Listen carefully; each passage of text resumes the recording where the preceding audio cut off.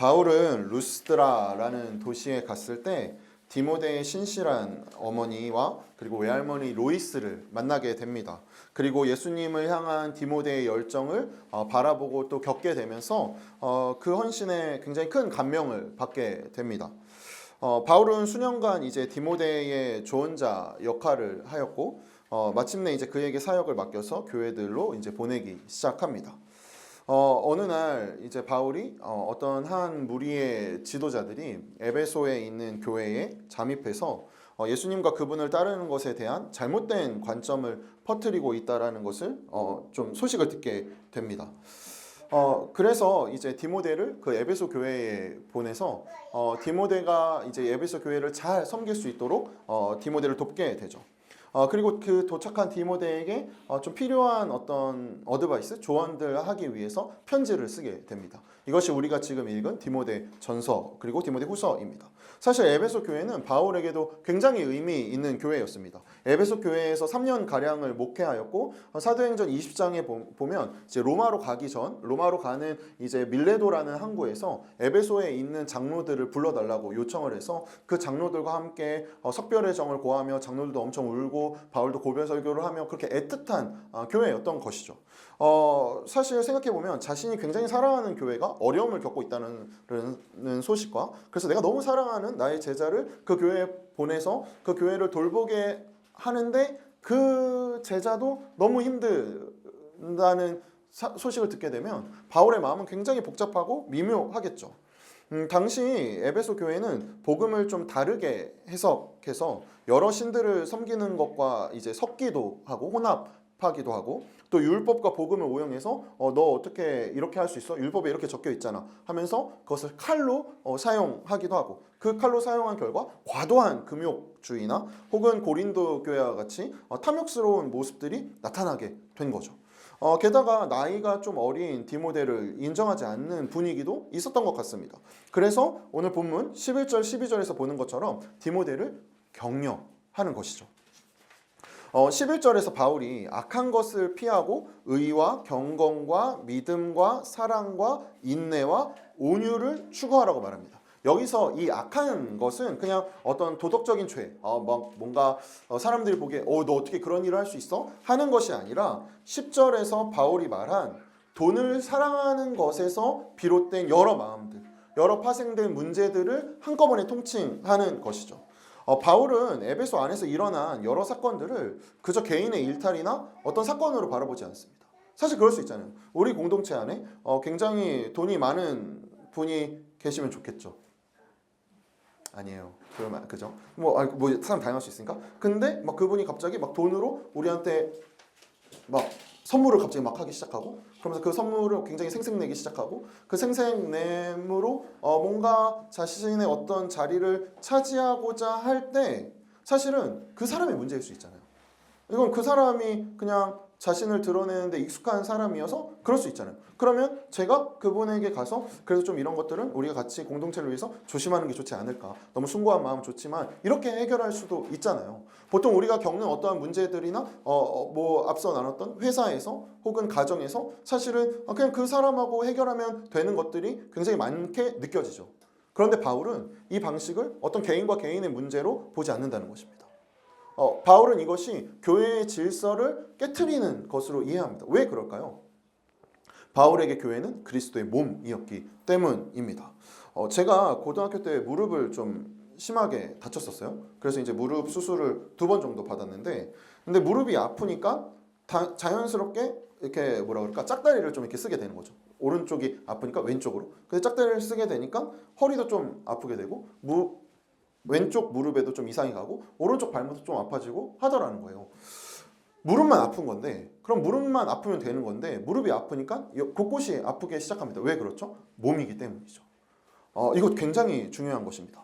마찬가지로 교회는 그리스도의 몸이기 때문입니다. 그러니 바울에게 이 사건은 그냥 한 개인이 어떤 몇 명이 좀 이상하게 행동해서 그 사람이 그냥 그렇게 행동한 것이 아니라 교회 안에 어떤 아픔이 일어났을 때 그 아픔을 공동체가 어떻게 바라보고 어떻게 그것을 해결하고 어떻게 접근할 것인가. 그렇기 때문에 돈에 대한 문제 또한 그냥 돈을 이렇게 쓰면 안 된다. 그러니까 너 청렴하게 써야지. 너 그러니까 네가 쓰는 거 좀 경제적으로 해야지. 너 이렇게 너 드러내고 그러면 안 되지가 아니라 너 소망을 어디에 두고 있는 거야? 라고 묻고 있는 것이죠. 복음서에서 예수님이 돈을 만몬이라고 말씀하십니다. 한글 번역본에서는 이 만몬을 바로 그냥 재물로 혹은 돈으로 번역하기도 하는데 예수님이 돈을 섬김을 요구하는 주인 만몬이라고 굉장히 의인화해서 말씀해 주시죠. 당시 유대인들은 부를 하나님이 주시는 은총이라고 여겼습니다. 사실 지금도 신앙 안에서 굉장히 그렇게 바라보는 시선들이 많죠. 물론 하나님이 그런 방식으로 우리에게 축복을 주실 수도 있지만 그 방식만으로 대입할 때 사실 우리의 어떤 경제적인 어려움을 겪는 것 혹은 내가 뭔가 좀 아프다거나 내가 혹은 뭐 갑작스럽게 어떤 경제적인 어려움을 당했을 때 그것은 하나님의 심판이 되어버리고 말죠. 그런데 곰곰이 생각해보면 그것이 하나님의 심판이라기보다 어떤 내가 한 잘못의 과오일 수도 있고 어떤 내가 그동안 건강관리를 잘 못해서 나도 모르게 그런 것일 수도 있는데 그런 것들은 다 그냥 무시해버리고 어떤 내가 행복하고 내가 잘 되면 하나님이 나를 좋게 대해주시는 거고 내가 뭔가 잘못되고 안 되면 분명히 하나님이 나를 벌하시는 거라는 이분법의 세계에 갇히게 됩니다. 그래서 예수님께서 이 재물의 자리를 하나님의 자리를 찬탈하는 주인인 만몬으로 부르신 것은 굉장히 당시 유대의 분위기에 충격적인 이야기였던 것이죠. 나는 이거 하나님이 축복해 하셔서 내가 지금 부유하게 된 건데 하나님이 나를 받으셔서 지금 내가 이렇게 바리새인이 된 건데 내가 제사장이 된 건데라고 생각하고 그렇게 사람들이 부러워하는 곳에서 돈과 하나님을 같이 섬길 수 없다. 돈은 이 만몬이 너에게 주인 노릇하고 있구나라고 말씀하시는 예수님의 말씀은 굉장히 파격적인 이야기였던 것입니다. 그러니 예수님이 부를 하나님의 은총이라고 말하지 않으시고 만몬이라고 말씀하신 그 이면에는 재물이 갖고 있는 구속력 때문이었던 것이죠. 만몬은 우리 안에서 어떻게 하죠? 늘 우리를 불안하게 하고 뭔가 계속 모자라는 듯 느끼게 만들어가지고 마치 밑 빠진 독에 물 붓는 것 같이 느끼게 하면서 우리를 얽매이게 하죠. 이게 뭐예요? 이게 구속력이죠. 그래서 자족과 만족에서 멀어지게 만듭니다. 사실 물 한 잔 마셔도 괜찮잖아요. 삼다수 마시는 거랑 프랑스 수돗물 마시는 거랑 무슨 큰 차이가 있습니까? 우리 몸에 큰 차이가 있겠죠. 그런데 그것으로 자꾸 생각하게 되는 거예요. 나 그냥 삼다수 마실 때 아무런 일이 없었는데 옆에 있는 친구들이 다 프랑스 수돗물 마시니까 나도 저거 그렇지 않죠. 네. 그렇게 되는 거죠. 그때 어떻게 되는 거예요? 자연스럽게 내 주변을 하나님의 어떤 창조와 하나님의 형상으로 바라보는 것이 아니라 비교 우위로 바라보기 시작합니다. 누군가가 더 많이 갖고 있으면 그 사람을 통해서 나를 바라보게 되고 내가 저 사람보다 그래도 좀 더 우위에 있는 것 같으면 자연스럽게 이것이 우리의 직장이나 우리 일터에서 또 어떻게 연결될까? 내가 만약에 영업을 하는 사람이면 자연스럽게 저 사람은 뭐 100만 원짜리 사람, 저 사람은 10만 원짜리 사람.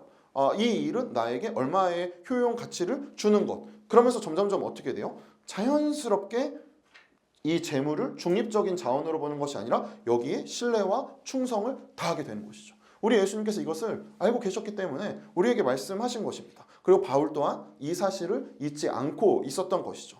그런데 바울이 이를 대하는 방식이 무엇입니까? 너 돈과 맞서서 싸워서 너 선한 부자가 되라. 너 돈을 좋은 곳에 흘려보내라 라고 말하지 않죠. 지금 뭐라고 말합니까? 이 악한 것들을 피해라. 이거 너무 남자답지 못한 거 아닙니까? 그죠? 이거 싸워야죠. 악한 것들과 싸워서 이겨야죠. 뭔가 버텨내야죠. 해내야죠. 근데 바울 지금 뭐라고 말하고 있죠? 피하라고 말하고 있습니다. 이 피하라는 단어인 휘게라는 단어가 단순히 그냥 이렇게 슬쩍 피해서 지나가다라는 의미가 아니라 위험이 있는 곳에서 몸과 마음을 빼내다라는 의미가 있습니다. 생각을 굉장히 좀 많이 해볼 만하죠. 어떤 위험이 나한테 닥쳐와요. 그럼 그때 거기서 그냥 살짝 피하고 그 자리에 있는 것이 아니라 이 휘게라는 말은 그 자리에서 벗어나는 것을 의미하는 것입니다. 사실 돈과 어떤 인정은 굉장히 중력처럼 사람을 끌어당기죠. 그래서 거기에 오래 머물면 머물수록 어떻게 되죠? 내 판단과 언어와 관계가 그 중력의 온도에 맞게 형성이 됩니다. 내가 어느 정도 좀 회사에서 힘이 있고 내가 어느 정도 그래도 내 밑에 좀 이렇게 거느리는 사람이 있고 그러다 보면 자연스럽게 어떻게 돼요? 내가 그냥 상석에 앉고 내가 그렇게 하는 것이 익숙해지고 그러다 보면 사실 이 안에서만 그러한 질서로 일을 하기 위한 그러한 효용성으로 사실 그렇게 부과된 건데 자연스럽게 뭔가 전도사님들한테는 막 이런 거 더 시켜도 될 것 같고 그래도 목사들은 좀 덜 해야 될 것 같고 저도 그렇게 생각하게 되더라는 것이죠.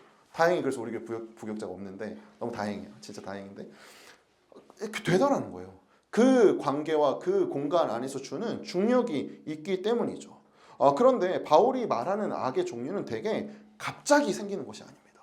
갑자기 나타나는 게 아니죠. 갑자기 부자 될 수 없죠. 갑자기 탐욕스러워질 수 없습니다. 갑자기 나의 유익을 위해서 나의 옳음을 강하게 주장하는 거 갑자기 나타나지 않죠. 어떻게 되죠? 머무름을 통한 습관이 되는 것입니다. 내가 그 자리에 계속 있으니까 내가 그 자리에 계속 있다 보니까 그 습관이 인격의 형성이 되어가는 방식으로 자라나는 것입니다. 그러니까 바울이 말하는 것이죠. 너 거기에 맞서 싸워라. 그거 잘 피해라가 아니라 너 그 자리에서 나와. 그렇게 우리에게 말해주고 있는 것입니다.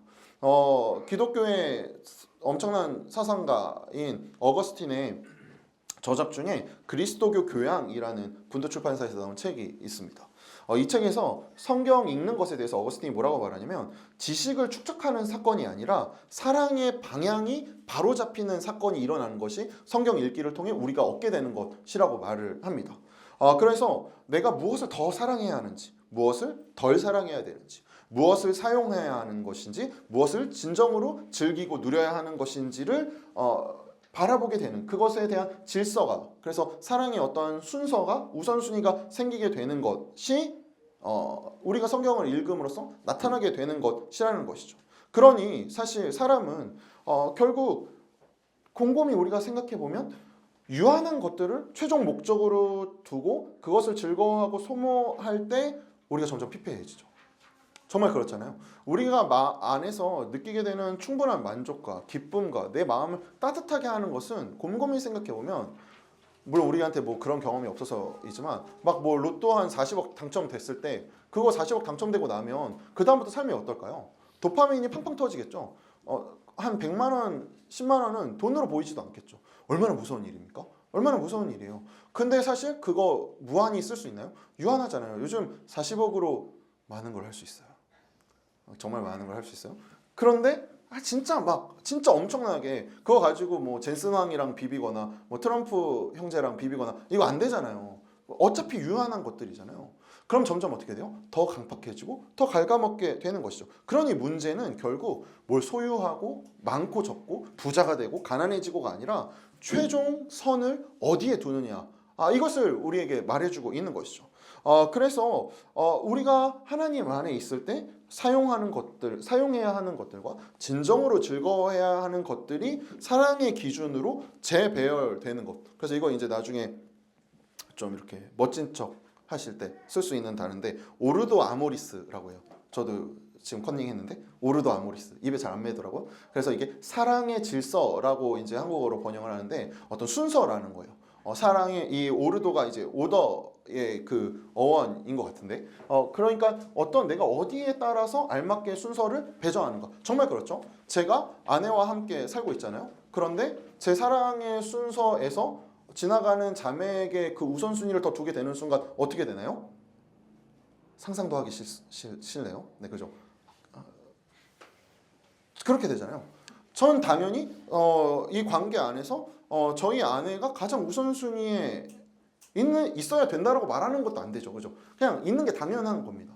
마찬가지로 내가 삶에서 무언가를 선택할 때 당연히 그 순서가 우리 안에 있죠. 어떤 우선순위, 내 자신, 내 가족, 혹은 내 뭐 일터, 혹은 내가 여기서 뭔가를 얻어내는 것, 이 순서가 사랑이라는 기준 안에서 이루어져 가고 있는가? 그걸 어거스틴이 우리에게 질문하는 거예요. 그래서 하나님의 도성이라는 책에서도 두 도성이 있다는 거죠. 하나는 자기 사랑으로 쌓는 성, 하나는 하나님 사랑으로 쌓는 성이 있다는 거예요. 당연히 어떤 것이 더 안전하겠습니까? 하나님으로 쌓는 성이 당연히 안전하겠죠. 그분은 신이시니까요. 내가 내 힘으로 쌓아온 순간, 내가 쌓아본들, 사실 우리 너무 이제 잘 알잖아요. 내가 그래도 20년, 30년, 40년, 뭐 그 이상을 살아가면서 어느 정도 내 안에 굳어진 무언가가 있죠. 이렇게 하면 좀 이럴 때 되더라. 이건 이렇게 살아온 것. 그렇게 차곡차곡 성을 쌓았는데 그 성이 튼튼하지 않다라는 사실은 사실 내가 가장 잘 알잖아요. 내가 이 방법을 했을 때 물론 성공한 적도 있지만 실패한 적도 있고, 누군가한테는 이게 실패였지만 나한테는 성공인 적도 있고, 이게 모두가 획일하게 되는 것은 아니구나. 하지만 그러면서 또 내 벽돌을 꺼내가지고 내 성을 쌓는 게 우리의 슬픈 어떤 굴레이지 않습니까? 그러니 어거스틴의 이 말을 빌려서 바울이 악을 대적하라고 우리에게 권면하는 이걸 피해야 된다고 말을 다시 살필 때, 이 세상 것은 다 나빠, 그러니까 이거 신경 쓰지 마 라는 어떤 이분법으로 말하고 있는 것이 아니라, 너 유한한 것을 최종 목적으로 두는 자리에서 빠져나와 라고 우리에게 권면하고 있는 것이죠. 재물 나쁜 것인가요? 재물이 나쁜 것이 아니죠. 그것을 어떻게 사용하느냐의 문제인 거죠. 인정이 나쁜 것일까요? 아니죠. 인정을 무엇으로 바라보고 그 안에서 내가 무엇을 추구하느냐가 나쁜 것이죠. 그러니 내가 재물을 소망의 가치로 여길 때, 어떤 인정을 소망의 가치로 여길 때, 혹은 또 다른 무언가를 인정의 가치로 내릴 때, 그것은 더 이상 도구가 아니라 주인이 되기 때문입니다. 바울의 명령 그 지점에서 그 사랑의 질서가 흐트러진 자리에서 몸을 빼고 너의 소망을 진정한 것으로 두라라고 말하는 것입니다. 그러니 우리가 하나님의 성에 사는 택함 받은 나그네로 우선순위에 두어야 하는 것을 바울이 11절 하반절에서 뭐라고 이야기하고 있는 것입니까? 우리 디모데전서 6장 11절 말씀 다시 한번 읽어볼까요? 함께 고백합니다. 하나님의 사람이여, 그대는 이 악한 것들을 피하십시오. 의와 경건과 믿음과 사랑과 인내와 온유를 쫓으십시오. 의와 경건과 믿음과 사랑과 인내와 온유로, 하나님 사랑과 이웃 사랑으로 다시 너를 재정렬하라. 너의 우선순위를 재정돈하라고 말하고 있는 것입니다. 그런데 여기서 굉장히 중요한 것은 우리가 이것에 대해서 싸우면서도 잊지 말아야 할 것이 있습니다. 보통 우리가 싸우게 되는 것이 그저 어떤 나의 마음일 수도 있지만 어떤 관계일 수도 있죠. 이 관계 안에서 나타나는, 혹은 이 상황에서 나타나는 것들로 우리가 자꾸 부딪히게 되고, 우리가 자꾸 고민하게 되고, 그래서 마치 돈을 쥐고 있는 저 상사는 굉장히 악한 사람인 것 같고, 보통 악할 수도 있겠지만 뭔가 나는 굉장히 정의로운 것 같아가지고 부딪힐 때, 그때 사실은 굉장히 중요한 건 우리의 소망이 진정으로 하나님이 주시는 것에 연결되어 있어서 나아가는 것인지, 아니면 그와 대적하는 것을 또 다른 소망으로 내가 두고 있는 것인지 살펴야 되는 것이죠. 사실 진짜 그렇잖아요. 사람은 죄는 미워하되 사람은 미워하지 말라라고 말해놓고서는 그 사람 너무 싫죠. 왜냐면 그 사람이 죄 그 자체니까. 이 안에서 우리는 어떤 충돌을 겪게 돼요? 그도 하나님의 형상이라는 사실을 망각하는 내 자신을 바라보게 되는 것이죠. 그럼 또 어떻게 되는 거? 또다시 원점으로 회귀되는 것입니다. 여전히 내 소망을 나에게 두고, 내 시선을 나에게 두고, 내 기준을 나의 오름에 두게 되는 것이죠. 그러니 우리가 싸움의 대상을 또 다른 누군가, 또 다른 무엇으로 만들어버리는 것이 아니라 계속 그 안에 있는 하나님의 형상, 하나님의 일하심을 살피면서 나아가야 합니다.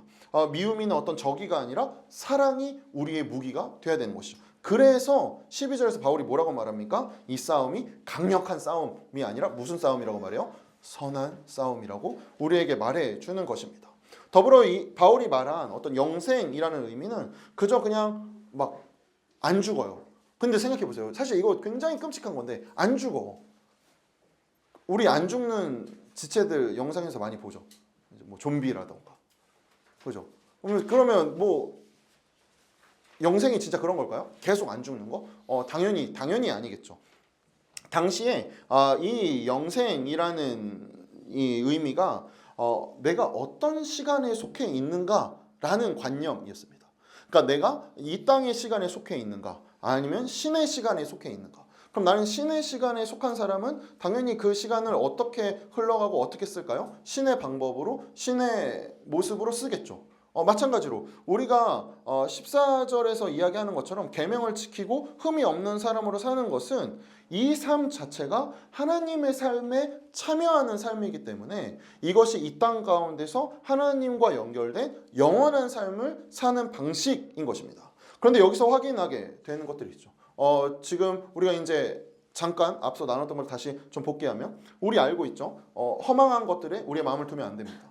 그래서 우리는 자연스럽게 우리의 마음을 하나님 앞에 그 질서대로 우리의 마음을 재정돈하고 그래서 의와 온유와 이런 것들로 우리가 살아가기 위해 애써야 해요. 그런데 현실로 갖고 와볼까요? 그러면 쉽습니까? 안 쉽죠. 진짜 안 쉽죠.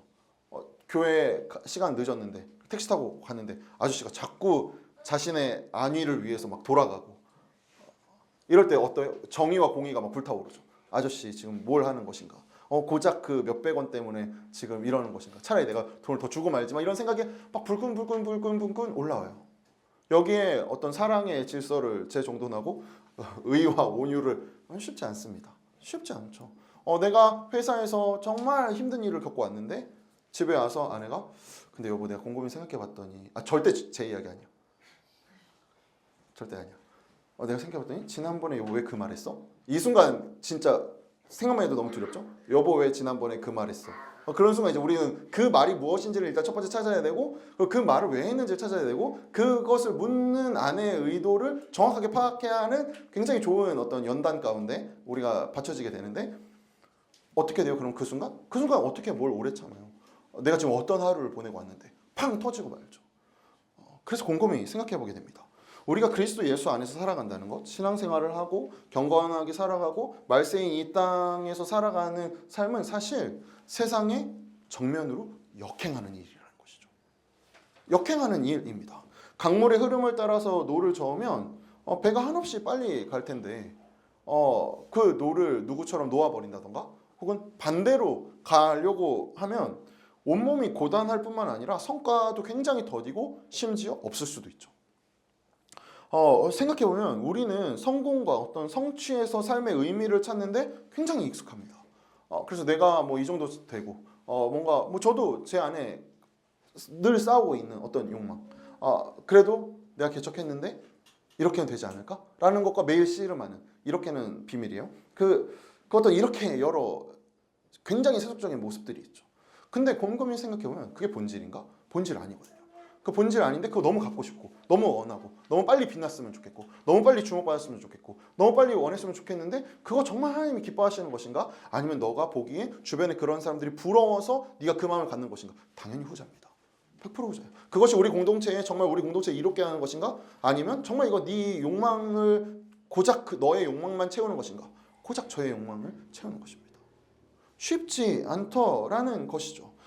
그래서 우리가 예수 그리스도 안에서 경건한 삶을 살고자 할 때 성경도 말해주는 거예요. 너를 박해할 거다. 너 뭘 해도 잘 될 거야. 너 완전 괜찮아. 절대 말하지 않죠. 그래서 우리가 바라봐야 하는 것이 무엇이냐면 내 소망의 위치를 0점 조준을 하는 것입니다.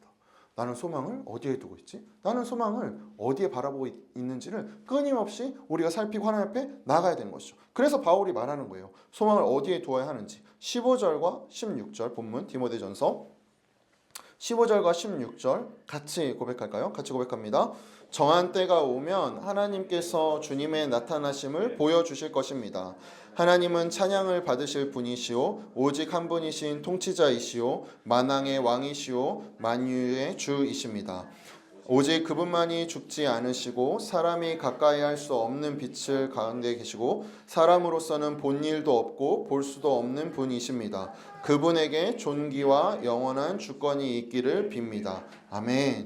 그리고 그 한 페이지 넘기시면 골로새서에서도 바울이 이렇게 이야기해요. 골로새서 3장 1절에서 4절 말씀 저희 한 목소리로 좀 서로의 목소리 들으면서 같이 고백해 볼까요? 골로새 3장 1절 4절 함께 고백합니다.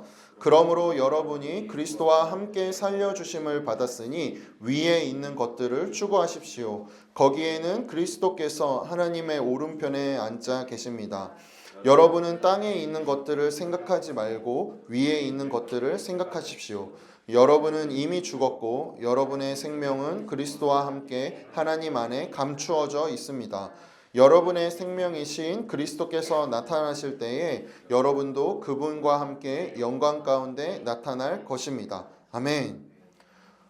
지금 바울이 엄청난 능력을 타고나서 그가 너무 좋은 집안에 있어서 혹은 그가 태생부터 인내에 굉장히 달인이어서가 아닙니다.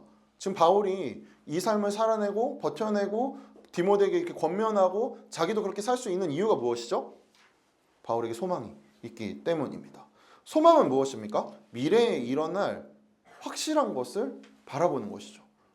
그렇잖아요. 소망은 뭐 제가 다음 주에 뭐 윤서를 볼 것을 소망할 수 있는 이유는 다음 주에 윤서가 올 거라는 어느 정도 그래도 확보된 무엇이 있기 때문이잖아요. 근데 그렇게 하기 위해서는 무엇이 필요해요? 윤서와 저와의 관계를 신뢰하는 믿음이 필요하죠.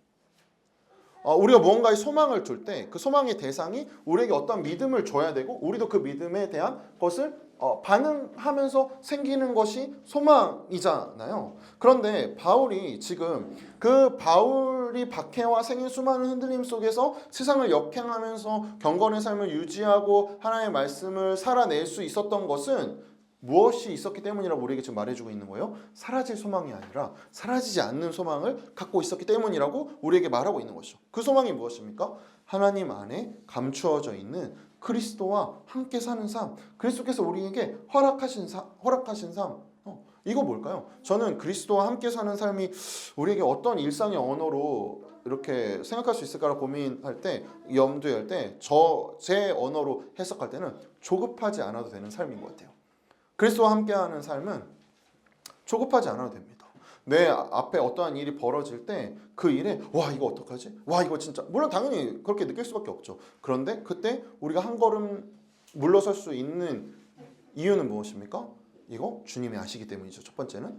두 번째, 이것을 행하시는 분이 성령께서 내주하시는 성령께서 나를 도우실 것이라는 신뢰가 우리 안에 있지 않습니까? 우리는 그때 내 불안과 염려에 바로 다가가는 것이 아니라 한 걸음 뒤로 물러서서 조급해하지 않고 살피는 것입니다. 이거 하나님이 아시지. 그럼 하나님이 이 안에서 나에게 무언가를 선택할 수 있는 그 무엇을 하나님도 준비해 주시겠지.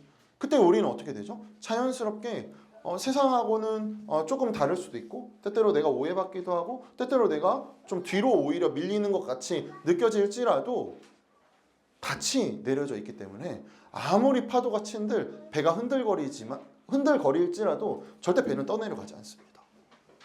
그 배는 늘 그 자리에 있을 수 있게 되는 것이죠. 왜죠? 닻을 내렸기 때문입니다. 그래서 바울은 세상에 지치고 사람들에게 지치고 자기 자신에게 실망한 사람들이 다시 삶을 살 수 있는 이 토대가 바로 영원한 것에 소망을 두는 것이라고 우리에게 말하고 있는 것입니다.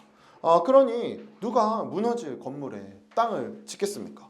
누가 망할 회사에 투자하겠어요? 누가 인색한 사람과 기꺼이 친구를 하겠습니까? 쉽지 않죠. 그래서 바울이 든든한 기초에 쌓아야 한다라고 우리에게 말해주고 있는 것이죠. 그래서 다시 한번 읽어볼까요? 디모데전서 앞에 가서 6장 17절에서 19절 말씀입니다.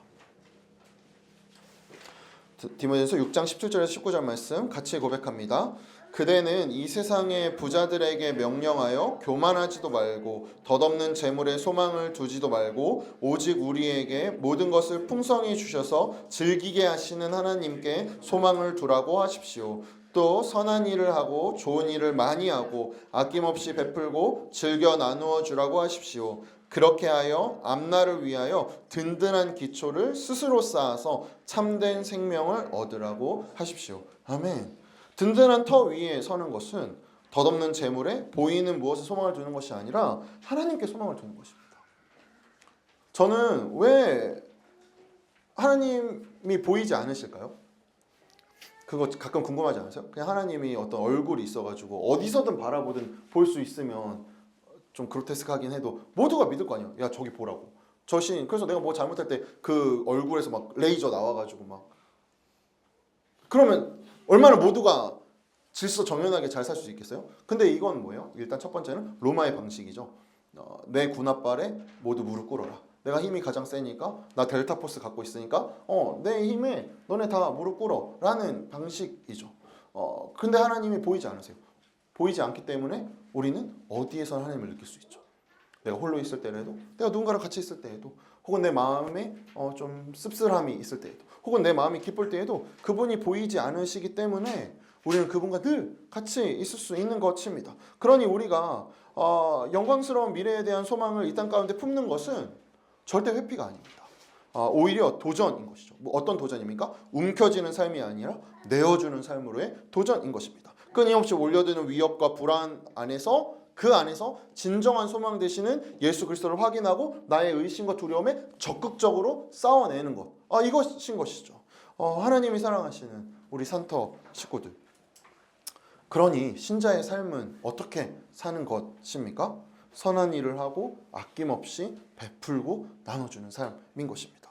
이거 도덕적으로 잘 살라는 의미가 아닙니다. 우리 여기서 반드시 기억해야 되는데, 그러면 그냥 선행을 많이 하고 뭐 그러면 될 것 같잖아요. 근데 그것이 아닌 것이죠.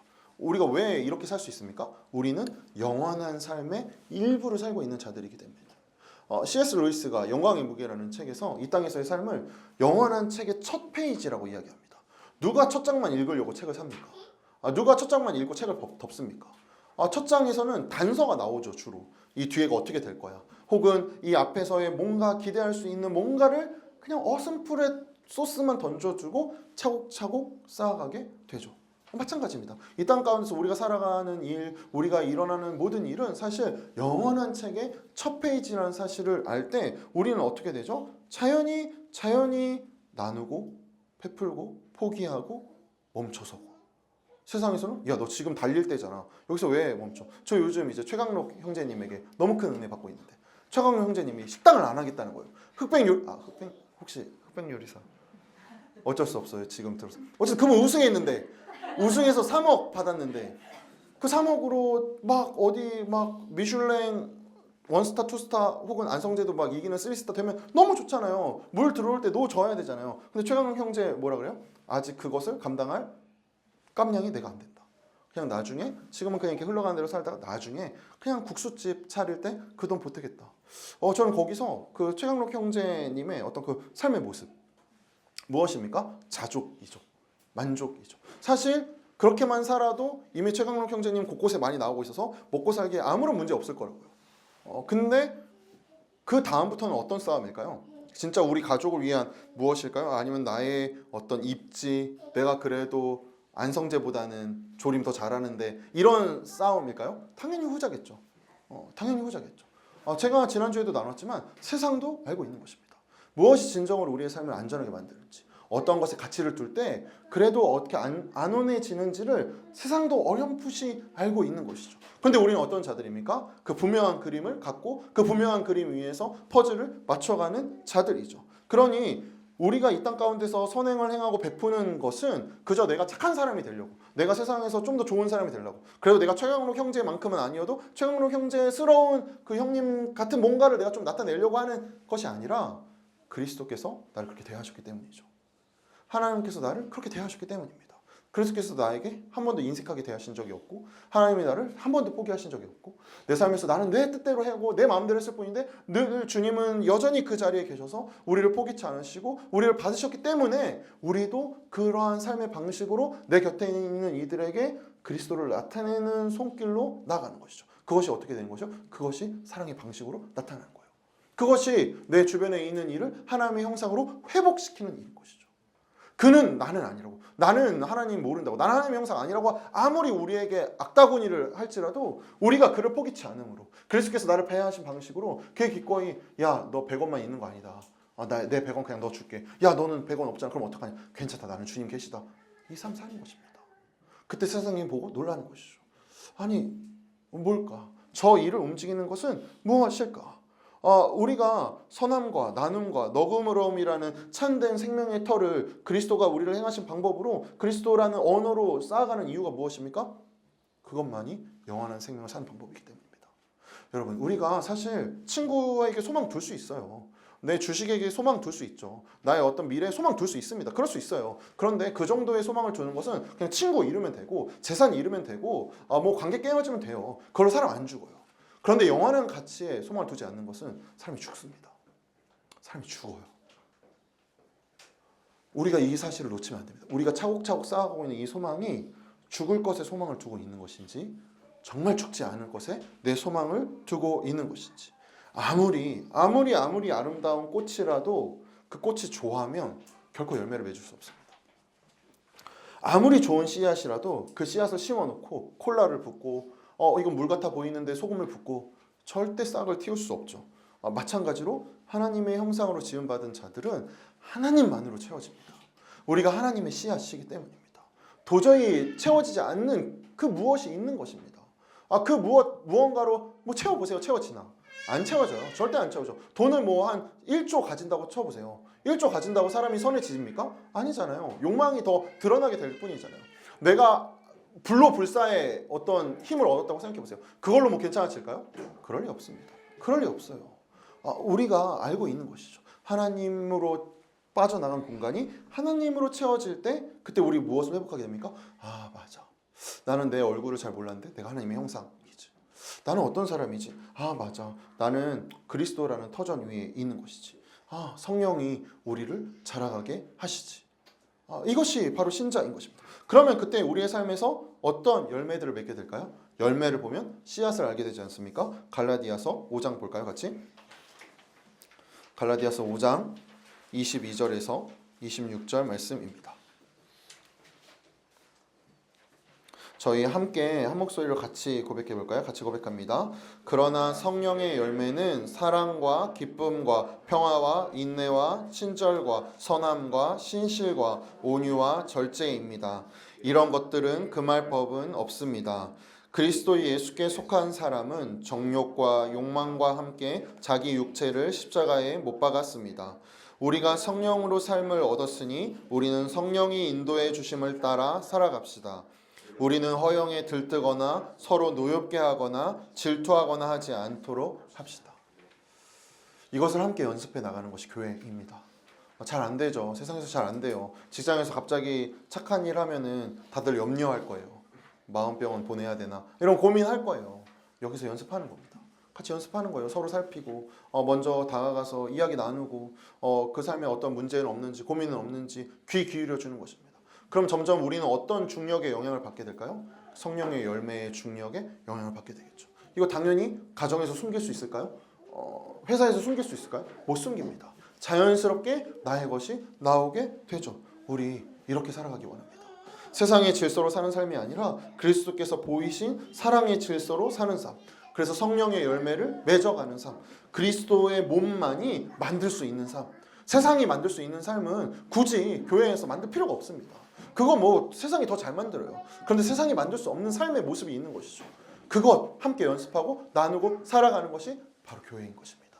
이 땅 가운데서 살아내는 것입니다. 서로 격려하고 응원하면서 말이죠. 그러니 하나님이 우리의 소망 되시는 이 복된 삶 누리는 산터의 가족들 되시기를 높으신 예수님의 이름으로 축복합니다.